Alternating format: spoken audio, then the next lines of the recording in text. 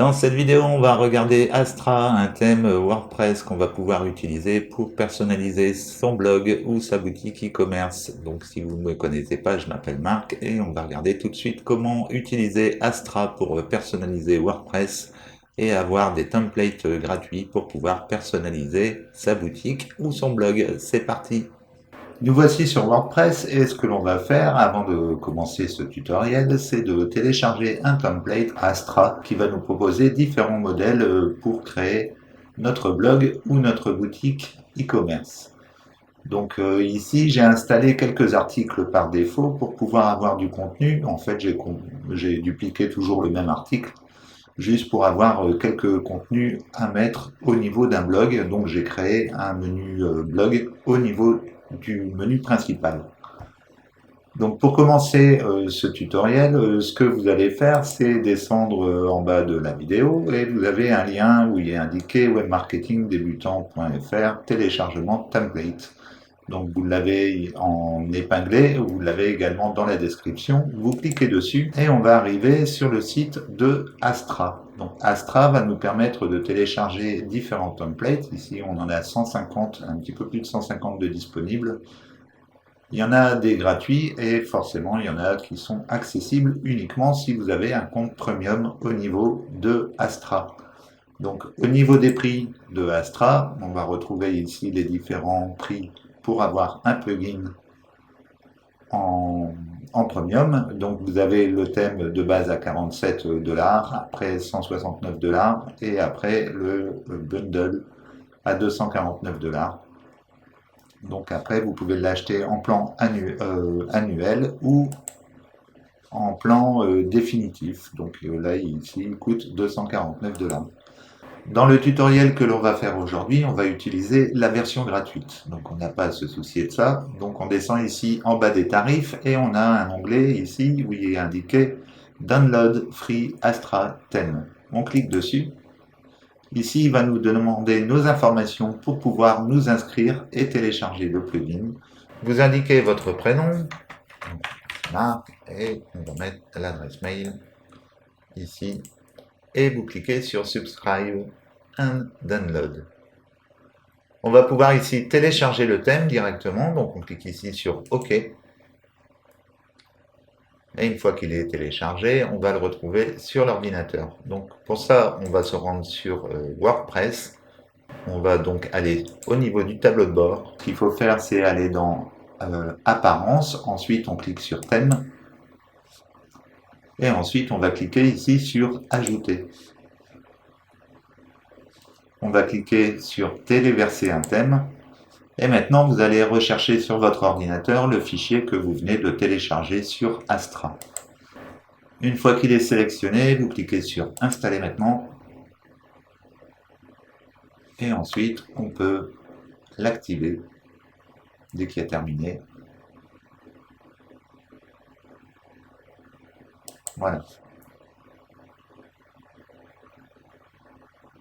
Donc on le retrouve ici, on va tout de suite faire une mise à jour du thème, comme ça on aura la dernière version. Et maintenant que c'est fait, on va aller au niveau des options d'Astra pour pouvoir sélectionner un template. On arrive sur les différentes options que Astra va nous proposer au niveau de la personnalisation du thème. Et pour pouvoir importer déjà un thème au niveau de WordPress, ce qu'on va faire, on va cliquer ici sur Installer l'extension d'importation. Et vous allez pouvoir choisir ici le type de constructeur de page que vous allez utiliser pour vos différents templates. Par défaut, moi j'aime bien prendre Elementor, donc je vais cliquer sur Elementor. Et on se retrouve ici avec les différents templates de disponibles. Donc il y en a qui sont accessibles uniquement au compte premium et d'autres qui vont être en accès libre. On va pouvoir ici sélectionner dans la barre de navigation les différents modèles que l'on peut télécharger. Donc ici on a les blogs, ici on a le business. Donc il y a quand même pas mal de choix. Je vous laisse regarder tout ça. Évidemment, vous aurez plus de choix en accès premium qu'en accès gratuit. Et on a e-commerce aussi. Ici. Donc après, ce qu'on peut faire sur un thème, on peut cliquer dessus et on peut aller voir à quoi ressemble le site en cliquant sur Preview Site. Et ici, on a un aspect du site. On peut voir que c'est des sites qui sont vraiment jolis. Et on peut également aller au niveau de la navigation pour aller voir les différents articles qui sont proposés. Donc voilà à quoi ressemble le thème, enfin le template, une fois qu'il est bien rempli, avec la page à propos, etc. Et on aura, nous, en plus, l'onglet blog qui va venir en plus s'installer. Donc pour télécharger un thème, on a plusieurs options. On peut soit télécharger tous les templates qui sont présents ici, c'est-à-dire la page, la home page About et Contact, ou alors on peut sélectionner la page que l'on veut télécharger si on veut télécharger qu'une seule page. Donc si on trouve que la mise en page est jolie, on peut très bien mixer différents templates pour construire son site. Ici, c'est que des images qui sont proposées, mais de toute façon, les images, vous allez les changer par rapport à ce que vous vendez. Donc, vous pouvez très bien utiliser l'ossature de la page pour créer votre propre site en mixant plusieurs thèmes à l'intérieur des importations que vous avez ici. Donc, je vais vous montrer d'autres thèmes. Alors, qu'est-ce qu'on pourra avoir? On pourra avoir celui-ci aussi qui est en gratuit. Donc voilà, c'est toujours la même structure de base, mais on a quand même quelque chose qui est comme quoi ça s'adapte bien.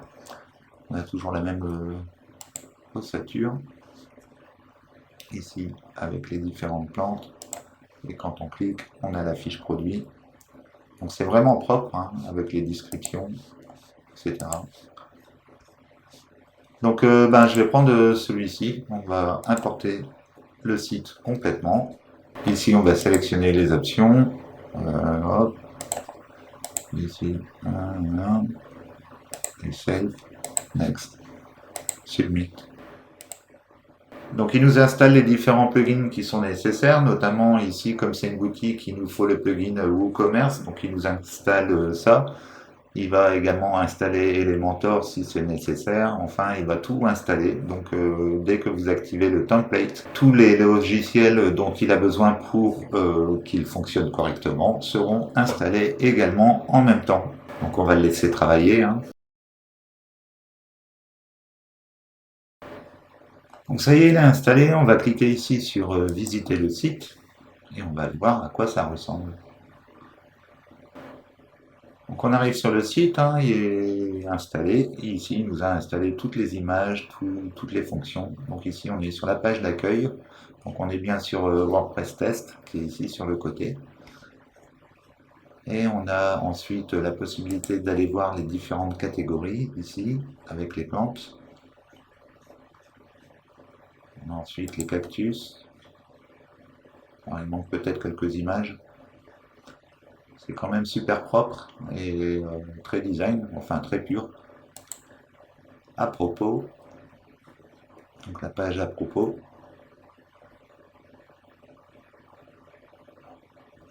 C'est vraiment pas mal. La page nous contacter. Avec la carte également. La page mon compte. Ici. Donc c'est plutôt pas mal. Il nous manque les articles. On va aller voir s'il ne nous a pas éjecté les articles. Je vais revenir sur le tableau de bord. Ici, je vais aller sur articles. Donc ils sont toujours présents. Si vous n'en avez pas, c'est pas grave. Hein, c'est pour montrer les différentes fonctions. Donc je vais rajouter les articles dans le menu. Pour ça, je vais aller ici au niveau de apparence. Je vais aller dans le menu.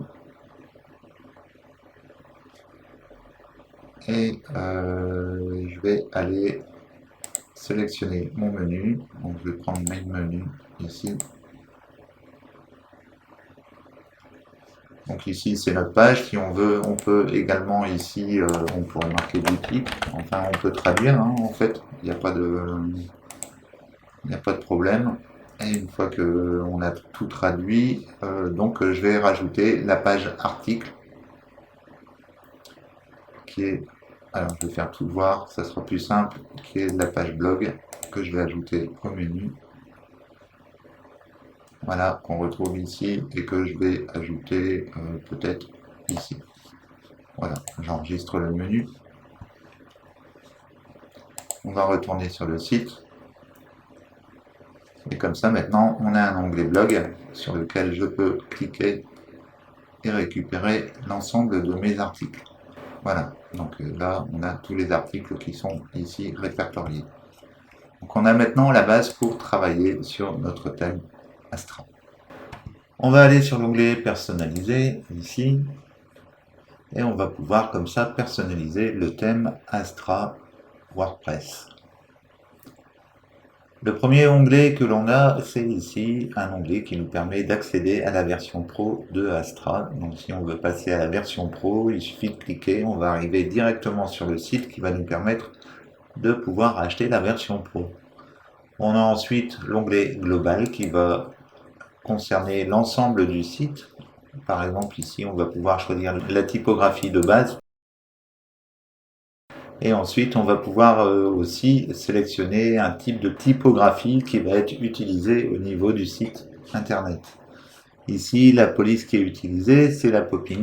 Et la Poppins, on la retrouve ici. On la retrouve également dans le menu. Donc on a différents endroits où on va retrouver la police. Ici, on va pouvoir donner différentes... alors, je ne sais pas si ça agit. Donc la hauteur des lignes ici, on voit rien. Si j'augmente ici, donc on est à 15 pixels. Si je mets à 20 pixels, on peut voir que la police dans les titres a augmenté. Donc on peut comme ça ici sélectionner la taille des polices que l'on veut utiliser au niveau du menu. Donc ça, c'est pour la police de base. On a ensuite les titres. Donc on peut voir ici que le titre est utilisé en police Poppins. Pareil, ici on retrouve de la police Poppins avec une graisse qui est de 500 qu'on peut modifier ici à cet endroit. La graisse, en fait, c'est l'épaisseur du lettrage. Et ici, on a de quelle manière il va être affiché, s'il va hériter en fait des propriétés qui sont au-dessus ou si on va lui attribuer des propriétés particulières. Donc on pourrait capitaliser, sachant qu'ici c'est déjà capitalisé. Capitaliser, c'est mettre la première lettre en capitale et le reste en minuscule. On pourrait également mettre tout en majuscule. Et on pourrait mettre tout en minuscule aussi, si on voulait. Je vais revenir sur capitaliser. Donc on peut comme ça paramétrer en fait l'aspect du titre. On va pouvoir lui changer la hauteur des lignes. On va pouvoir également indiquer, ici on peut voir que la propriété, enfin que la police de caractère est héritée de la police de caractère du dessus. On a la taille de la police, donc on pourrait également ici modifier pour que ce soit plus petit, si on veut. Voilà, on peut ajuster. On a pareil ici, le titre va hériter de la fonction qui est au-dessus. Voilà, titre 2, 3. Donc en fait, ça c'est les titres H1 ici, le titre H2, le titre H3. Donc à chaque coup là, on peut voir que les propriétés héritent de la propriété du dessus. C'est-à-dire que en fait, on retrouve les propriétés du titre 1 qui sont le Poppins avec une graisse de 500. Donc la seule différence qu'il y aura, ça sera la taille des caractères. Ici, en titre H1, on est en 52 pixels. Ici, on est en 40 pixels. Ici, on est en 24, 18, etc. Donc ça, c'est les différents titres que vous allez utiliser dans vos différents articles ou pages, peu importe. C'est ici que vous allez, comme ça, pouvoir personnaliser les différents titres. Je vais publier, on revient. On a ensuite les couleurs. Donc les couleurs, ça va être les couleurs globales. Ici, on peut retrouver la couleur du texte qui est en noir. On retrouve aussi la couleur du thème. Ici, par exemple, dans Promo, on retrouve le vert qui est indiqué ici. La couleur des liens. Donc la couleur des liens, c'est ce qu'on voit ici. Donc c'est bien en rouge, comme on a ici.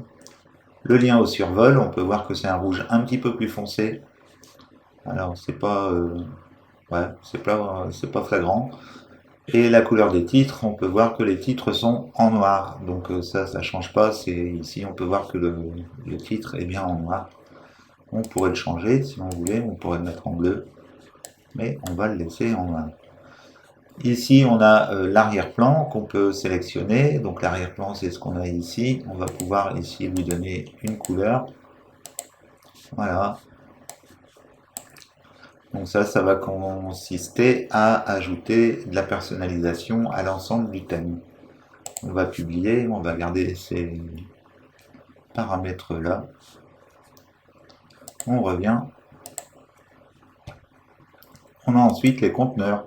Donc les conteneurs, c'est en fait les éléments qui vont contenir l'ensemble du texte qui va être à l'intérieur du site.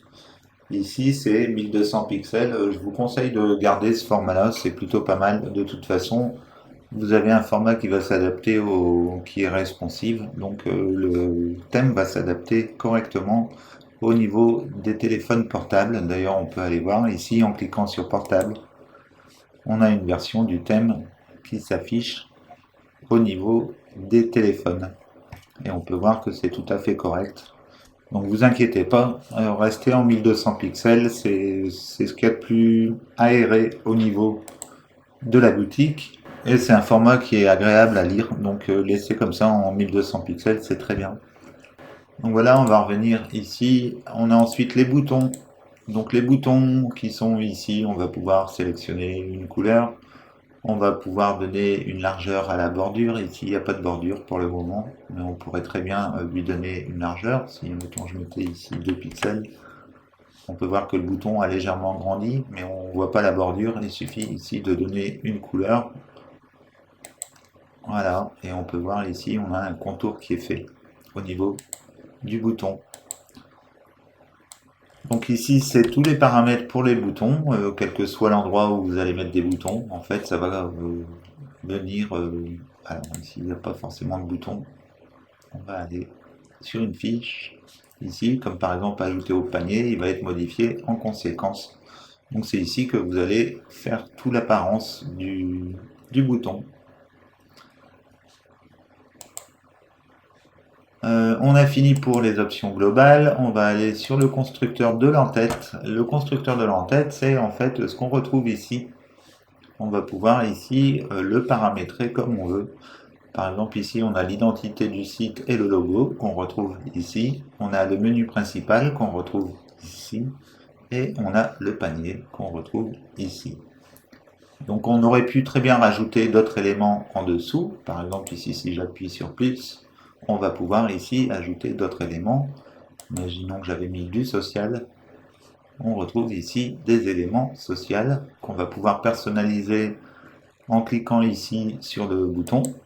On va pouvoir par exemple changer la couleur du fond pour éviter que ce soit gris. On va pouvoir ici sélectionner du blanc.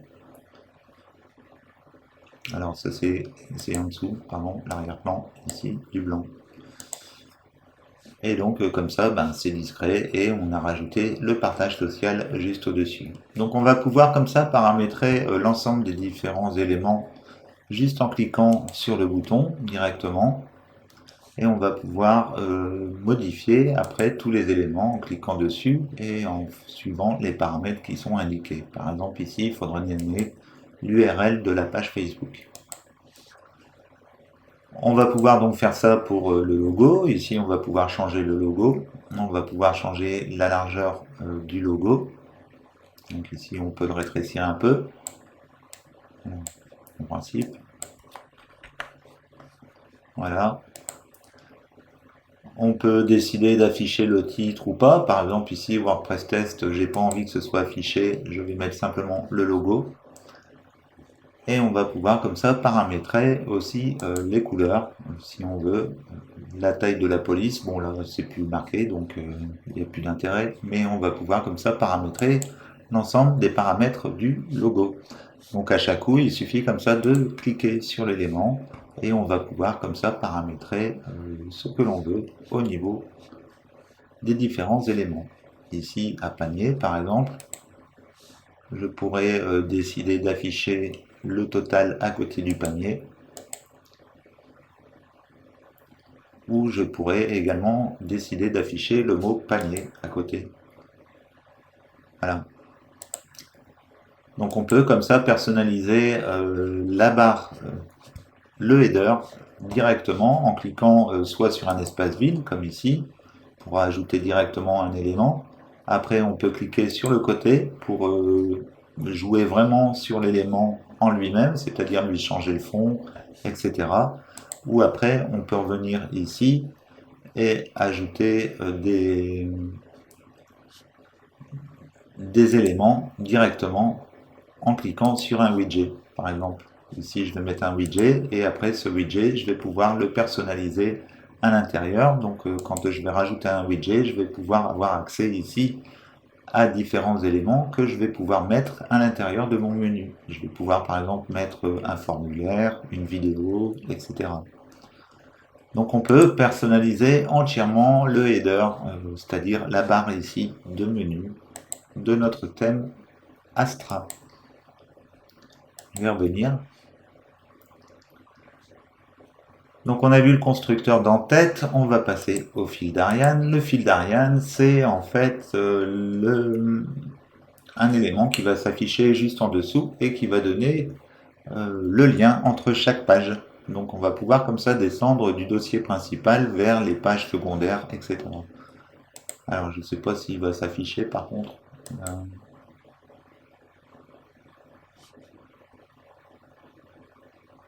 Si, on l'a ici. Donc on a accueil, produit, etc. Donc après on peut remonter d'une page, comme par exemple ici, on peut voir qu'on était sur la page d'accueil. Ensuite on est parti dans la catégorie produit. Et ensuite on est allé sur l'article directement. Donc on pourrait revenir d'un cran. Et comme ça on arriverait sur la page précédente. Donc ça c'est quelque chose que je vous conseille d'activer au niveau du référencement, c'est-à-dire votre fil d'Ariane. Surtout mettez-le, ça permet d'avoir tous les liens qui sont refaits vers la page d'accueil. Donc ça permet d'avoir une bonne structure de liens au niveau de vos pages. Donc si vous pouvez ajouter le fil d'Ariane, vous avez après différentes options au niveau du fil d'Ariane, si vous voulez afficher les archives, etc. On a ensuite l'onglet blog. On a l'onglet blog archives, donc ça va concerner quand on va avoir la liste des blogs, enfin des articles. Donc ici, on a la liste des articles, on va pouvoir ici paramétrer ce qu'on veut voir ou pas. Donc par exemple, si je supprime ici, on va voir l'image va disparaître. Voilà, on se retrouve uniquement avec la liste des articles. Donc on va pouvoir ici paramétrer comment on veut que la liste des articles apparaisse. Si on veut par exemple que l'auteur ne soit pas affiché, la catégorie non plus, ni les commentaires, on peut les désélectionner et de cette manière, ça ne sera pas affiché. On aura juste l'image de mise en avant de l'article et également le titre et les métadonnées du blog, donc c'est-à-dire mon article 10, etc. On peut ensuite sélectionner si on veut ici uniquement un extrait ou si on veut le contenu en intégralité. Bon, ici un extrait ça suffit, hein. Le but c'est pas de lire tous les articles les uns après les autres. C'est ici une page qui permet de sélectionner justement l'article qui nous intéresse. Donc ça c'est par défaut. Et ici c'est personnalisé. Bon, après ici entre les deux, il n'y a pas grand chose au niveau de la personnalisation. On a le design, donc ici on a la taille des polices pour les archives, donc ici c'est du 40 pixels pour le titre, ici, ou après on a la taille de la police de la publication, donc ça doit être en dessous. Alors si je descends ici, il ne va pas changer grand chose, et si je descends ici, là il me change bien la taille de mon titre. Donc je vais laisser par défaut, hein, je ne veux pas enregistrer. Ici publication seule, donc ça va être les mêmes paramétrages, mais quand on va aller directement sur une publication, on va pouvoir ici personnaliser ce qu'on veut voir affiché ou ce qu'on ne veut pas voir affiché au niveau de la publication. Par exemple, ici, on est la publication seule, il y a des problèmes. Ici, on a l'image de mise en avant, on ne veut pas qu'elle soit affichée. C'est l'image qui est au-dessus. Et pareil, on pourrait supprimer, par exemple, laisser un commentaire, les auteurs, etc. Et ici, on pourrait supprimer l'ensemble de ces lignes. On publie, on peut revenir. Et donc maintenant, on a fait le blog, on peut aller faire maintenant la colonne latérale. Donc la colonne latérale, c'est la colonne qui va se situer ici sur la droite ou alors sur la gauche. C'est comme on veut. Généralement, on choisit la position. Ici, on est sur aucune colonne latérale. On peut en mettre une à droite. Donc voilà, on la retrouve ici sur le côté. Donc on a différents éléments à l'intérieur qu'on va pouvoir personnaliser ensuite. Et donc ici, on a pour la mise en page par défaut, on va pouvoir sélectionner la même chose pour l'ensemble du site. Donc ici, je vais mettre pour les pages, ici pour les articles, les archives, donc c'est-à-dire la liste des articles, la partie WooCommerce qui va permettre comme ça de mettre des offres sur le côté. Et également, sur un produit seul, on va mettre également une colonne à droite. Une fois qu'on a sélectionné tous les éléments à droite, on va pouvoir publier et on va pouvoir revenir à l'interface. Donc ensuite, on a l'option, comme pour l'entête, on a l'option du constructeur de page pour le pied de page. Donc si on clique ici, on va accéder aux options qui permettent de personnaliser le pied de page du site. Alors il n'y a toujours pas fini de mettre à jour de l'autre côté, mais on va continuer quand même. On a donc ici l'ensemble des widgets qui sont déposés dans le pied de page. On peut voir qu'on a les liens rapides, les liens importants. Alors il faut éviter de mettre tout un tas de liens comme ça et éviter d'en mettre un tas. Soyez au maximum à 4-5 liens si c'est possible pour éviter d'avoir trop de liens sortants en bas de page. Donc ici, on va pouvoir personnaliser chaque élément. Par exemple, si je clique ici sur widget, donc c'est la même façon de fonctionner que pour l'entête, sauf que c'est ici pour le pied de page. Imaginons qu'ici, je veux retirer copyright WordPress texte. J'ai juste à cliquer ici. Et si je clique ici, je vais aussi supprimer l'autre fonction et on se retrouve avec un menu de pied de page où il n'y a plus la publicité qui est juste en dessous. Après, j'aurais très bien pu quand même utiliser l'espace pour mettre autre chose. Donc si on veut personnaliser, on peut comme ça cliquer sur l'élément. On va pouvoir avoir accès à différents éléments qu'on va pouvoir mettre à l'intérieur, notamment ici du HTML, ou alors un menu footer, ou alors l'option de copyright. Et on va pouvoir aussi sélectionner les options des différents widgets qui sont ici en cliquant dessus directement et en actionnant les éléments à l'intérieur ou en allant comme ça, si c'est des images par exemple, en cliquant directement sur le bouton modifier pour avoir accès à l'élément. Et ici, on va pouvoir par exemple modifier la taille des lettres, etc. On va pouvoir ici personnaliser l'ensemble des éléments. Donc à chaque coup, on peut changer la couleur, la hauteur, les marges autour de l'élément, etc. C'est pas bien compliqué, hein, de toute façon. Vous voyez ici, les menus sont en français. Vous allez comprendre largement l'utilité des trucs. Donc après, on peut rajouter, comme je vous le disais, des éléments. On peut cliquer ici sur le côté et on va pouvoir choisir, par exemple, ici, c'est une séparation. Ah, je ne sais pas pourquoi la moitié de l'écran est cachée là. On va pouvoir choisir les séparations ici. C'est-à-dire ici, par exemple, on aura une petite case et une grande case. Ici, ça sera l'inverse, une petite et une grande. Et ici, c'est les deux éléments pareils. Donc on peut faire la mise en page à cet endroit-là au niveau des éléments. Et on peut choisir aussi si ça va être par exemple visible sur ordinateur ou pas. Alors je ne sais pas pourquoi ça sort de la page, mais bon. Donc voilà, ici vous paramétrez exactement comme le header, hein. C'est des éléments à placer, après vous les déplacez là où vous voulez. Vous pouvez très bien personnaliser comme vous voulez. Ici on voit Quick View, je l'ai déplacé, j'aurais pu le mettre au-dessus. Voilà, dans ce cas-là, Quick View est juste au-dessus. On peut changer la couleur, on clique ici. Alors ici sur les éléments, pardon, et après on va sur Design. Et ensuite, arrière-plan, on peut mettre, je sais pas, on peut mettre n'importe quelle couleur. Voilà, on peut personnaliser entièrement l'élément ou remettre comme c'était avant. Voilà, une fois que vous avez fait le design de votre footer, vous pouvez cliquer sur Publier. Donc après, vous pouvez rajouter un menu à l'intérieur. Hein. Par exemple, on prend le widget 3, ici, on va pouvoir le modifier en cliquant ici sur Ajouter. Et on va pouvoir ici ajouter une personnalisation au niveau du widget. Alors je ne sais pas s'il y a un menu de navigation ici. On peut sélectionner ici le menu que l'on veut. Donc ici on pourrait mettre le menu bas et on va avoir une modification à ce niveau-là.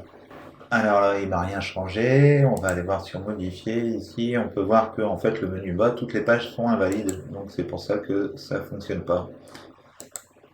Donc, mais sinon, vous avez juste à cliquer sur l'élément ici, et puis après, vous pouvez modifier, par exemple, ajouter widget ici. Vous pouvez insérer un élément à l'intérieur pour pouvoir l'afficher dans votre pied de page.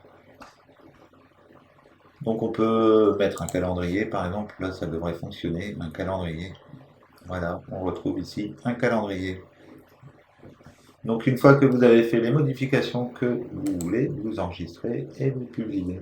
On va revenir à l'arrière, ici. Et donc ensuite, on a le côté performance. Ici, il nous demande si on veut charger les polices Google Front localement. On peut toujours le cliquer, ici aussi. Et on peut le publier. Ça permet en fait d'avoir sur son ordinateur directement les polices, ce qui permet un affichage plus rapide et ça évite les erreurs.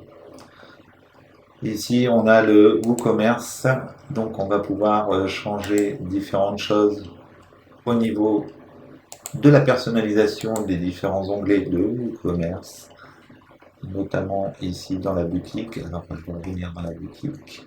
Voilà, ici on a nos différents éléments, on va pouvoir les personnaliser. On va pouvoir, mettons, mettre ici sur 4 colonnes plutôt que 3 colonnes. Voilà, on peut avoir les éléments un peu plus serrés. La largeur du contenu des archives, ici on va laisser par défaut. Le tri des produits, pareil. Après on peut faire ici comment on veut que les fichiers ils apparaissent à cet endroit-là. L'affichage des catégories, donc ça c'est pour savoir ce qui sera affiché sur la page produit. On a ici l'affichage de la page boutique. Donc est-ce qu'on doit afficher les catégories et les produits. Donc ça dépend de ce que l'on veut afficher. Voilà.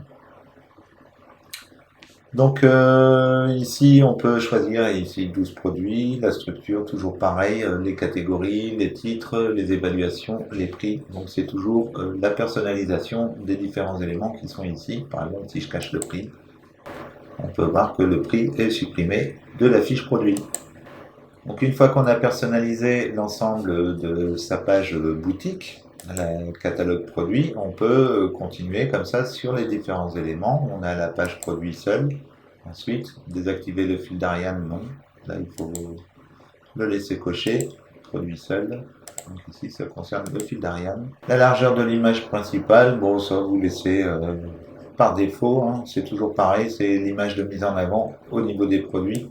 Le panier, donc ici c'est activer les ventes croisées, c'est du domaine de WooCommerce plus que du thème par lui-même. Et ici on a le bon de commande, a priori, la page de politique de confidentialité, etc. que vous allez paramétrer à cet endroit-là, vos informations concernant votre entreprise. Donc ça c'est pour la partie WooCommerce. On a ensuite la partie menu, ici, où on va pouvoir paramétrer le menu. On arrive sur le menu qui est ici, on va pouvoir le personnaliser. Par exemple, ici, on peut voir que dans boutique, il y a plantes et cactus. On aurait très bien pu mettre les cactus au niveau du blog. Voilà. Et donc ici, quand on clique, on peut voir qu'on a l'option cactus qui est juste en dessous. Donc on peut personnaliser comme ça le menu pour pouvoir l'adapter à nos besoins. Après, c'est pas vraiment l'endroit pour le faire. Il vaut mieux le faire À l'intérieur de WordPress, ça va mieux à bouger les éléments, etc. et à organiser. On a une meilleure vue que ici, directement dans le thème. Donc pareil, ici, menu bas, on peut voir qu'il n'est pas disponible. C'est les autres menus qui vont être disponibles au niveau de votre site WordPress. Donc pour ça, il faudra aller plus dans Apparence et Menus au niveau de l'interface de WordPress. On a ensuite les widgets, ici. Donc on a la colonne latérale principale. On a les différents éléments qui sont ici. Ça se nomme un widget. Donc un widget, c'est un élément, enfin un bloc d'options qui va s'afficher à un endroit donné. Donc ça peut être par exemple un menu, ça pourrait être, admettons, les 5 derniers articles, les archives, par exemple ici, les archives qui datent des années précédentes. Voilà, c'est un bloc qui donne une fonction et que l'on peut disposer où l'on veut, enfin plus ou moins où l'on veut à l'intérieur du blog. Donc on peut le mettre aussi bien dans les en-têtes que dans les pieds de page, etc. Ça dépend des thèmes que vous utilisez et tout ça, on peut les personnaliser. Par exemple, ici, on a le groupe catégories. On pourrait très bien le retirer pour retirer les catégories qui sont au niveau de notre blog. Ici, on pourrait faire la même chose avec ce truc-là qui n'affiche rien. Voilà, ici, la recherche également, on pourrait très bien la supprimer. Et on pourrait retirer aussi les commentaires récents, par exemple, les archives, pour ne conserver que les articles récents. Donc aussi, on aurait la possibilité de faire un petit peu ce qu'on veut. Après, on peut rajouter, par exemple, un blog. Je pourrais mettre un calendrier ici sur le côté, ce qui permettrait aux personnes d'avoir la date du jour au niveau du blog.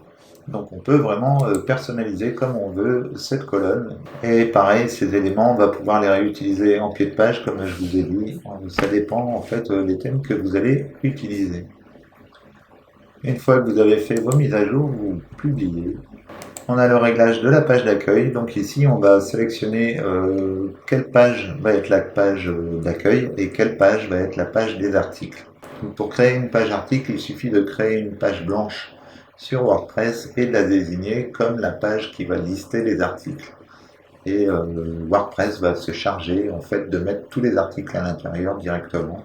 Donc c'est ce que j'ai fait, j'ai créé une page blanche qui se nomme blog et ici je la désigne comme la page qui doit afficher tous les articles. Et c'est comme ça qu'on se retrouve avec une page d'archives comme ici. Une fois que vous avez fait votre mise en page, eh ben, on peut dire qu'on a fait un petit peu le tour de Astra. Alors évidemment, on pourrait rentrer plus en profondeur encore avec les options payantes. On aurait pu aussi personnaliser par exemple les différents éléments au niveau de la colonne pour mettre les articles avec des photos, etc. Pour ça, il fallait télécharger une autre extension, mais on va s'arrêter là. Ça suffit pour comprendre les différentes fonctionnalités du thème Astra et des thèmes qui sont proposés et qui sont plutôt pas mal. Hein. Quand on revient comme ça, ici, on peut voir qu'on a un bloc qui est plutôt pas mal. Au niveau de la présentation, alors le but c'était pas de vous faire un site e-commerce, c'était plus de présenter le thème en tant que lui-même, hein, sans rentrer dans les détails au niveau de la partie WooCommerce. Voilà, j'espère que cette vidéo vous aura plu. Si vous avez aimé, n'hésitez pas à liker, à commenter et à partager. Et n'hésitez pas à cliquer sur le lien qui se trouve sous la vidéo pour accéder à un atelier gratuit de 6 jours qui va vous permettre de démarrer votre stratégie digitale et votre branding. En attendant, je vous dis à bientôt pour une prochaine vidéo. Ciao, ciao!